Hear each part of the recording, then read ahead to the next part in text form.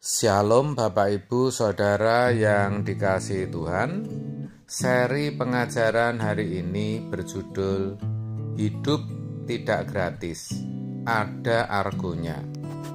Saudara, satu hal yang sering tidak kita sadari adalah bahwa hidup sejatinya tidak gratis, tapi ada perhitungannya, ada argonya, saudara. Apa yang kita lakukan di bumi ini suatu saat nanti harus dipertanggungjawabkan di hadapan tahta pengadilan Allah, baik ataupun jahat. 2 Korintus 5 ayat 10. Jadi tidak ada yang gratis. Kita tidak bisa semaunya, karena ada harganya, ada argonya, dan harus dibayar. Ini menakutkan, saudara. Sejak kita lahir, argo mulai dihidupkan, mulai jalan. Seperti kalau kita naik taksi yang berargo. Tetapi dalam hidup kita ada 2 macam argo. Satu hitam, satunya putih.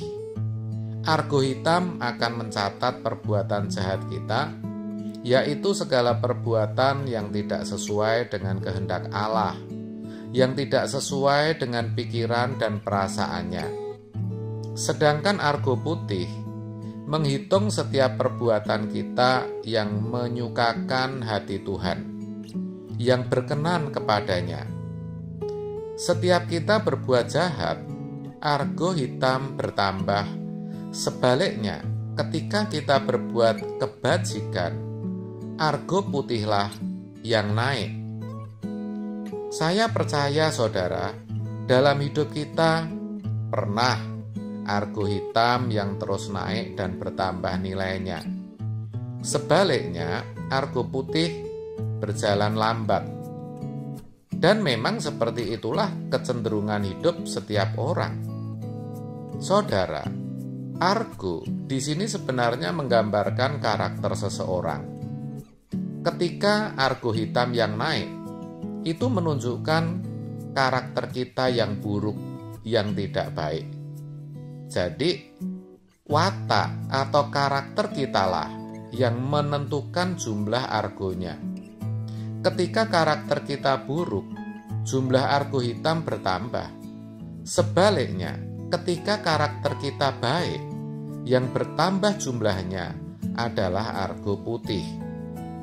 Sebelum kita mengerti kebenaran, kita pikir hidup ini gratis. Tidak heran kalau dulu kita asal bicara. Kita tidak peduli dan tidak memperhatikan kelakuan kita, seakan hidup ini tidak ada perhitungannya. Itu tidak benar, saudara. Dan pemahaman seperti itu sejatinya tipuan iblis. Sehingga kita berpikir bahwa apa yang kita perbuat dalam hidup ini tidak ada dampak atau akibatnya. Ini keadaan yang mengerikan. Banyak orang sembarangan ngomong dan hidup semaunya karena merasa semua itu tidak ada dampaknya. Padahal jelas ada, saudara. Ada dampak kekalnya. Dan itu ditunjukkan oleh jumlah argonya. Nilai argo itulah yang mencerminkan karakter seseorang. Akumulasi dari argo hitam melahirkan karakter buruk, sedangkan akumulasi dari argo putih menentukan karakter baik. Terkait dengan hal itu, kita juga harus tahu bahwa bukan hanya orang Kristen saja yang bisa memiliki karakter yang baik. Iya kan, saudara? Orang di luar Kristen pun juga bisa berkarakter baik. Istilahnya, mereka juga memiliki argo putih. Artinya, bisa memiliki karakter yang santun, agung, bahkan mulia. Tetapi tentu sesuai versi mereka sendiri. Jadi memang bisa, saudara. Dan faktanya kita temukan banyak orang yang bukan Kristen juga bermoral baik santun, dan agung. Betul kan? Karena memang agama bisa mengarahkan mereka agar terus mengisi argo putih dan tidak mengisi argo hitam. Lah bedanya dengan kita adalah bahwa perbuatan baik atau argo putih kita bukan ditentukan oleh hukum-hukum, melainkan oleh pikiran dan perasaan Kristus. Kekristenan itu hukumnya kasih, karena Allah itu kasih adanya. Makanya ketika kita melakukan apa yang menjadi kehendaknya, yang sesuai dengan pikiran dan perasaannya, argo putih kita merambat naik dan terus naik. Karena memang Allah menghendaki argo putih, argo yang benar, argo yang diisi dengan perbuatan baik. Perbuatan baik yang bukan berdasarkan hukum, melainkan perbuatan baik yang sesuai dengan yang Allah kehendaki, sesuai dengan yang Allah pikirkan. Saudara, kita ini hidup di tengah-tengah masyarakat. Ada berbagai persoalan, masalah, dan pergumulan.